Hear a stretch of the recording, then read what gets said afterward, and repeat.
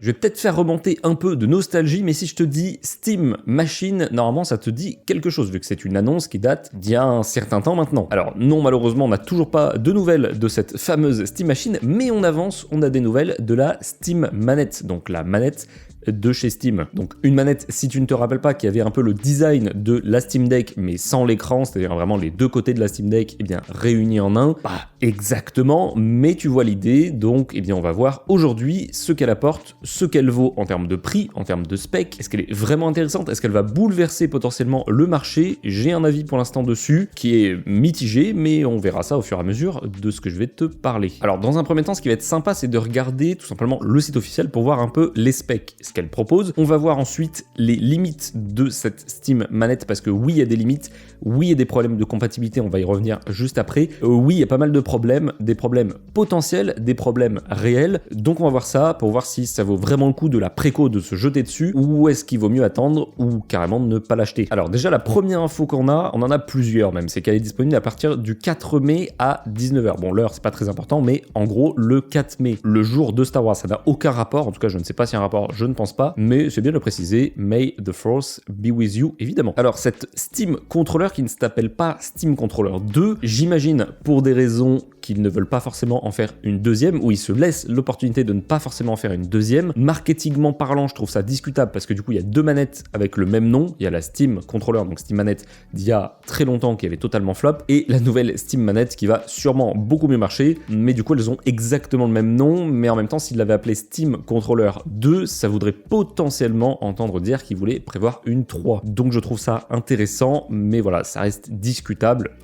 En tout cas, pourquoi pas. Alors la première chose qu'on voit, ça va être, et ce qu'ils mettent en avant, c'est les joysticks. Joysticks qui sont avec une technologie TMR. Alors joystick TMR, qu'est-ce que c'est? C'est tout simplement à peu près la même chose qu'un joystick Hall Effect. Donc c'est-à-dire qu'il n'y a pas de problème de drift, vu que c'est tout simplement un système magnétique. La différence concrète entre du Hall Effect et du TMR, que ce soit sur cette manette ou d'autres manettes qui ont du Hall Effect et du TMR, le Hall Effect consomme beaucoup plus de batterie, demande plus de puissance, on va dire, que le TMR. Donc le TMR, en gros, c'est la même chose. Donc tous les avantages avec une autonomie bien améliorée vu que ça consomme moins. Donc cet avantage-là de TMR qui consomme moins, on va le retrouver sur la batterie, on va y venir juste après. Alors un éventail complet d'entrée pour profiter pleinement de la bibliothèque Steam, on va y revenir juste après, c'est un peu compliqué, mais en tout cas c'est vrai que sur Steam ça marche parfaitement. On va avoir, donc là il y en a 4, bon la quantité c'est pas forcément le plus intéressant, mais c'est surtout la technologie, c'est du haptique. Donc le haptique c'est exactement la même chose que les vibrations des manettes DualSense de chez Sony,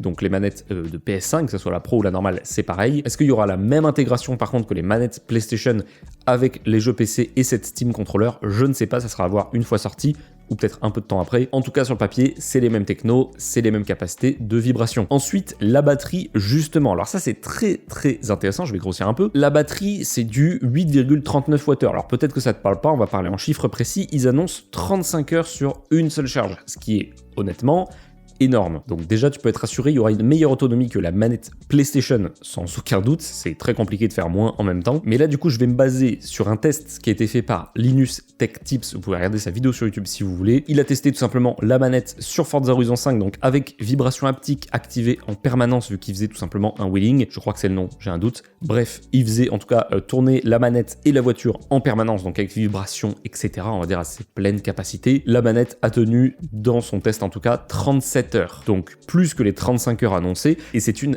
excellente autonomie à voir sur d'autres cas de figure, etc. Mais déjà là, ça reste très impressionnant, et pour le coup, c'est très bien, parce qu'une manette qui n'a pas beaucoup d'autonomie, un peu chiant. Et ensuite, en autre gros point positif, c'est le Steam Controller Puck, je ne sais pas. Donc c'est tout simplement ce petit adaptateur qui va tout simplement avoir une connexion sans fil entre la manette et lui. Donc ça, tu vas le connecter en filaire à ton PC, donc avec le câble qu'elle a, tu le connectes à ton PC. Ce petit dongle là, du coup, étant sans fil avec la manette, donc sans fil 2,4 GHz, comme avec ta souris et un dongle par exemple. Mais ce qui est bien aussi, c'est que tu peux aussi poser ta manette sur ce petit, dongle sans fil, on va dire ça, pour recharger ta manette. Et ça, c'est vraiment pratique, c'est du 2 en 1, c'est très bien conçu. Je trouve que c'est très pratique. C'est un peu comme, par exemple, ceux qui ont le Astro A50 ou d'autres Astro en casque, vous avez tout simplement le support pour poser le casque qui le recharge en même temps. C'est exactement la même chose que certaines manettes Easy SMX, c'est exactement le même principe que par exemple la manette Xbox, alors pas forcément sur le côté sans fil, mais plus sur le côté tu poses, ça recharge. Évidemment, il y a plein d'autres manettes qui l'ont, donc ça c'est vraiment pratique. Comme ça, tu l'enlèves du socle quand elle est en train de charger, donc elle est en train de charger, tu l'enlèves du socle, tu joues en sans fil, tu la reposes sur le socle, elle se recharge. Déjà qu'elle a une très bonne autonomie avec ce système,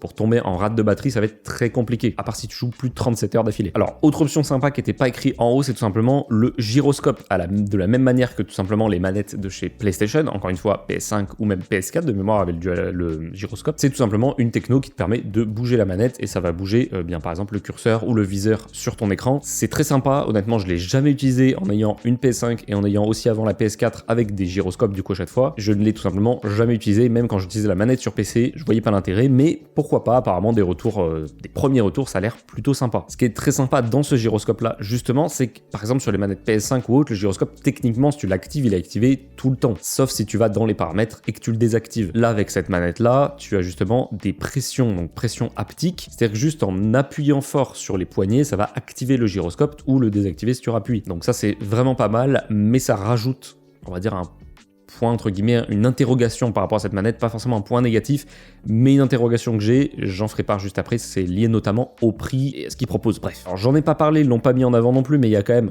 deux pavés assez gros, je pense que pavé c'est le mot, c'est tout simplement des pavés tactiles, donc comme un PC portable avec un pad tactile, comme j'ai pas sous la main une manette PS5 avec le pad tactile, c'est le même principe, c'est la même chose, sauf que là t'en as à droite et à gauche, c'est pas en haut comme la manette de PS5, ça aussi, ça va être discutable. Niveau fonction sympa aussi, on va avoir des boutons au niveau des poignets, donc en fait des palettes, on va en avoir 4, 2 à droite, 2 à gauche, un bouton Steam et un bouton menu d'accès rapide, donc ça va être des boutons plutôt liés à Steam, vu que c'est une manette.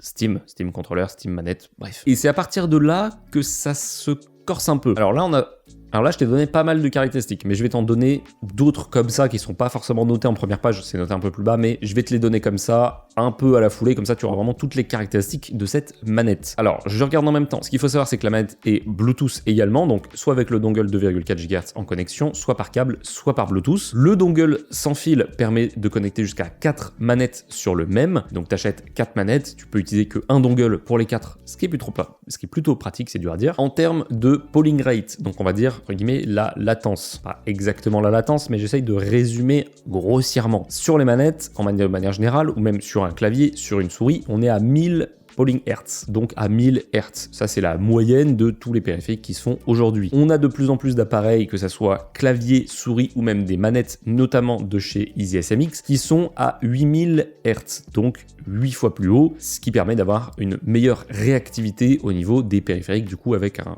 polling rate plus élevé. Cette manette-là n'a pas 1000, n'a pas 8000, n'a pas un entre-deux, elle est à 250. Alors, d'après le test IGN, c'est un point négatif, je ne l'ai pas relevé chez d'autres personnes que j'ai pu regarder, d'autres personnes qui ont pu avoir la manette entre les mains, donc à voir, est-ce que ça se sent vraiment, est-ce que si on n'est pas forcément sur du jeu compétitif ou qu'on n'est pas joueur compétitif, est-ce qu'on va le ressentir? Je ne sais pas, j'avoue que j'ai jamais essayé une manette à 250, donc voilà, c'est un point quand même à noter, c'est pas fondamentalement négatif, mais c'est pas fondamentalement positif non plus. Alors, autre point très important à noter, là je te mets des images en même temps, c'est tout simplement que la manette est changeable, entre guillemets, c'est-à-dire que les pièces sont facilement remplaçables, notamment la batterie. La batterie, pour l'enlever, il faut juste dévisser l'arrière, déclipser la batterie et en remettre une nouvelle. C'est très simple, ça ne demande pas particulièrement de connaissances, il faut juste un tournevis, démonter, enlever une batterie qui n'a pas littéralement de connecteur, c'est une batterie plutôt simple à enlever, et en mettre une nouvelle. Et ça, c'est un très bon point, surtout côté longévité et réparabilité. Et ensuite, dernier point important, c'est le poids, ça peut être important. La manette est, je regarde, à 292 grammes. Pour te donner un exemple, la manette de chez Sony, la PS5, donc la DualSense, c'est 280 grammes. Et la manette Xbox Elite, donc la manette Pro de chez Xbox, alors sachez que le poids de la DualSense, c'est le même entre la Edge et la normale, à quelques grammes près. La Xbox Elite 2, par contre, elle est à 345 grammes, donc c'est de loin la plus lourde. Alors de loin, on est toujours en grammes, donc on va pas forcément le ressentir, mais chez certaines personnes, ça peut faire une différence. Donc là, tu as toutes les caractéristiques et tu as notamment les compatibilités, parce que c'est une belle transition que je me fais. Niveau compatibilité, ça marche, donc le Steam Controller fonctionne partout où Steam est installé. Donc ça marche évidemment sur un PC, Windows, Mac, Linux, sur un Steam Deck, sur la Steam Machine qui n'est toujours pas sortie, et sur le Steam Frame qui, eh bien, de mémoire, n'est pas sorti non plus. Eh bien, c'est bien beau, mais cette phrase veut dire beaucoup de choses. Et c'est justement le point que je vais aborder. Le Steam Controller fonctionne si Steam est installé. Premièrement, si Steam n'est pas installé, la manette ne fonctionne pas. C'est un premier point à prendre en compte. Alors je pars du principe que si tu joues sur ton PC, tu as forcément Steam d'installer. On a tous au moins un jeu sur Steam, ou même beaucoup plus, donc pas forcément un défaut, c'est quand même à prendre en compte. C'est notamment à prendre en compte, et ça je vais te le montrer en même temps. Donc là par exemple, tous mes jeux qui sont actuellement installés sur mon PC fonctionneront sans problème avec la Steam Controller. Alors peut-être que tu vois là où je veux en venir, c'est que si ton jeu n'est pas sur Steam, la manette ne fonctionnera tout simplement pas du tout. Alors la solution à ça, c'est tout simplement d'ajouter un jeu, donc ajouter un jeu non Steam à du coup Steam. Imaginons par exemple que Adobe Audition ce soit un jeu, eh bien je clique dessus, je peux l'ajouter et dans ce cas il fonctionne avec Steam. Dans ce cas Steam Input fonctionne, donc la manette fonctionne. Le problème étant, je vais te montrer en direct, ajouter un jeu non Steam, parcourir. Je vais ajouter par exemple un jeu Forza Horizon 5 que j'ai via le Game Pass, Content, Forza Horizon 5. Vous n'avez pas l'autorisation d'ouvrir ce fichier. Pourquoi ? Parce que les jeux du Game Pass ne sont pas ajoutables sur le launcher Steam. Ce qui signifie en d'autres termes que tous tes jeux que tu as via le Game Pass ou via d'autres launchers qui ne permettent pas l'ajout, alors en ma connaissance il n'y en a pas en dehors du Game Pass, mais on sait jamais, eh bien tu ne pourras tout simplement pas utiliser cette manette. Et ça c'est un énorme défaut. C'est un énorme défaut, mais ce n'est pas le seul. Le deuxième gros défaut que j'ai fait exprès de ne pas évoquer forcément tout à l'heure, c'est le prix qui était affiché juste ici à 99 €, soit 100 €. Alors fondamentalement, si on réfléchit avec tout ce que je t'ai dit depuis le début de cette vidéo, 100 €, est-ce que c'est cher pour cette manette ? Pas forcément. Alors, je dis pas que moins cher, ça serait vraiment honteux de le mettre aussi peu cher. Je dis juste que il y a quand même pas mal de fonctions. On a une grosse autonomie, on a des sticks TMR, on a des palettes, on a des pavés tactiles, on y reviendra juste après. On a un côté sans fil qui permet de recharger 2 en 1, fonctionnement avec câble. Je parlais de latence justement, toujours d'après Linus Tech Tips. Si la vidéo t'intéresse de Linus Tech Tips, tu peux aller la chercher directement. On a les latences, et bien tout simplement de la manette, donc Valve Steam Controller 2026. On voit tout simplement que donc en rouge c'est par câble, donc on est à 4,5 ms. En bleu c'est en sans fil 2,4, donc avec le dongle qui est fourni, et en jaune c'est le Bluetooth. Alors par exemple une manette que moi j'ai de mon côté, la Easy SMX X20 que j'aime beaucoup, on a une latence plus élevée en Bluetooth et avec le dongle 2,4. Par contre en filaire on a une latence bien inférieure. Alors est-ce qu'on va voir la différence ? Pas forcément. Est-ce qu'on va la ressentir ? Pas forcément. Tout ça pour dire que elle se débrouille quand même plutôt bien en termes de latence. C'est pas le meilleur élève, mais c'est clairement pas le pire. On est par exemple beaucoup mieux qu'une manette en tout point, qu'une manette Xbox Controller, donc la manette Xbox de base. Donc tout ça c'est bien beau, ça nous fait un prix global de 100 € avec les problèmes de compatibilité, c'est-à-dire que c'est pas compatible avec tous tes jeux. Alors il y a plein de personnalisation avec Steam, c'est très cool. Je ne vais pas forcément parler dans cette vidéo là parce que j'ai pas la manette entre les mains, donc je vais te montrer des trucs basés sur des screens. Je trouve ça pas très intéressant pour ce sujet-là en tout cas. En tout cas 100 € ça me paraît et très cher et pas déconnant quand on compare avec des manettes pro, par exemple la manette bien Xbox Pro, donc la Elite 2 ou la manette DualSense Edge, encore plus abusée. Ce qu'il faut tout de même pas oublier, c'est les manettes de marque non principale. Donc ce qu'on appelle marque non principale, c'est non Xbox, non PlayStation et non Nintendo. Par exemple, je l'ai cité tout à l'heure, Easy SMX, qui ont des manettes très peu chères et bien qualitatives avec des sticks TMR ou All Effect, des manettes compatibles nativement sur PC avec tous les launchers, même si Steam n'est pas installé, même si Xbox n'est pas installé, il n'y a pas de logiciel Easy SMX installé. Bref, c'est quand même beaucoup plus simple, beaucoup moins cher. On est sur des manettes qu'on peut trouver par exemple à 50 €. Donc voilà, il y a cette discussion aussi à avoir, c'est qu'il n'y a pas que les manettes Xbox et PlayStation à avoir en comparaison. Alors je sais qu'il y en a beaucoup qui vont me dire, oui mais alors c'est Steam, c'est Valve, il y a les pads tactiles qui sont vraiment très bien, certes, mais on parle d'une manette compatible uniquement du coup sur Steam, parce que même si tu as des jeux sur GOG ou autre, il faut les ajouter sur Steam. Mais sur Steam, il y a un truc tout bête qui existe quand même, qui existe depuis très longtemps. Si je vais ici dans Afficher, j'ai quand même le mode,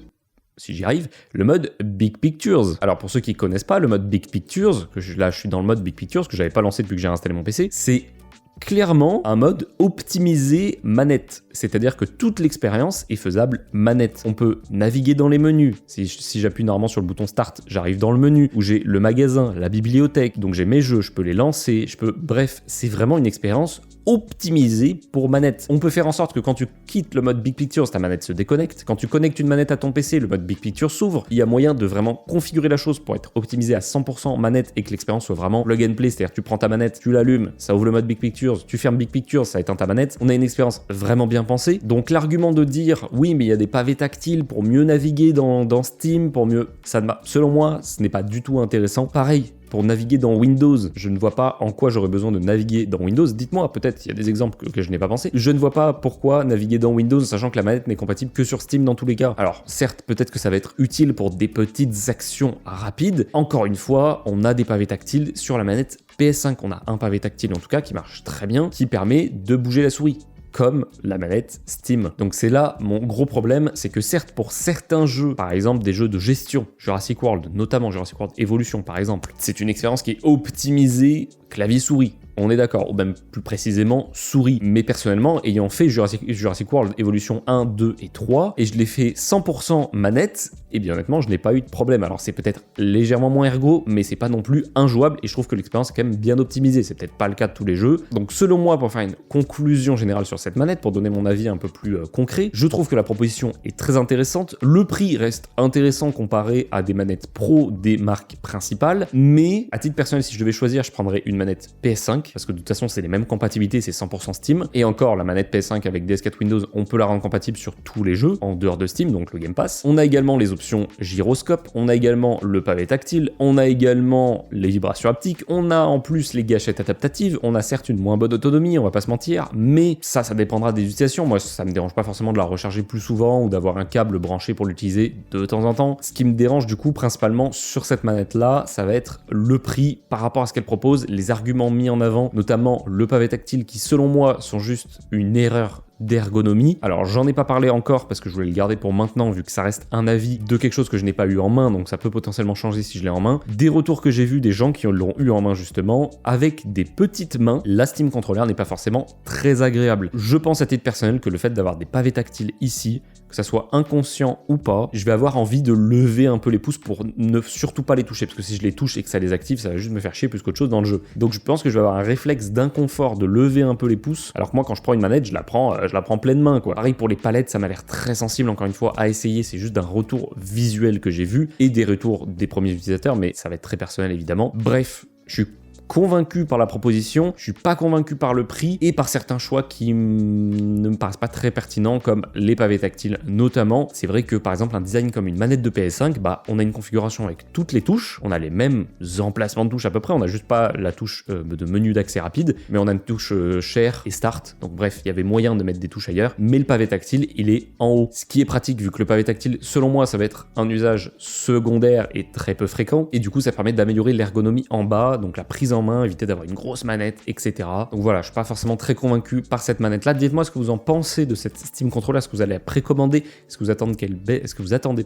qu'elle baisse de prix. Bref, dites-moi tout ça, peut-être qu'il y a des cas de figure auxquels j'ai pas pensé et ça rend la manette intéressante sur certains points, je ne sais pas. Donc n'hésitez pas à me partager vos retours, vos avis sur cette Steam Controller. Honnêtement, voilà, je suis pas 100% en mode c'est la pire manette au monde, je suis pas 100% en mode c'est la meilleure manette au monde. C'est un entre-deux intéressant qui peut être intéressant pour certaines personnes. Selon moi, pas beaucoup. Vraiment pas beaucoup du fait que déjà il y a la compatibilité que sur Steam. Bref, je vais pas refaire tous les points négatifs que j'ai fait tout le long de la vidéo, mais voilà, il y a quand même quelques défauts, mais des défauts qui selon moi sont rédhibitoires. Par exemple, j'ai le Game Pass, je peux pas y jouer avec la manette, ça n'a aucun intérêt. Donc bref, dites-moi tout ça en commentaire, je serai très curieux de voir vos avis et de savoir si vous allez la précommander. Sur ce, du coup, je vous dis à très bientôt, n'hésitez pas à liker la vidéo, vous abonner également en activant la cloche, ça fait extrêmement plaisir. Et je vous dis à très bientôt pour une prochaine vidéo.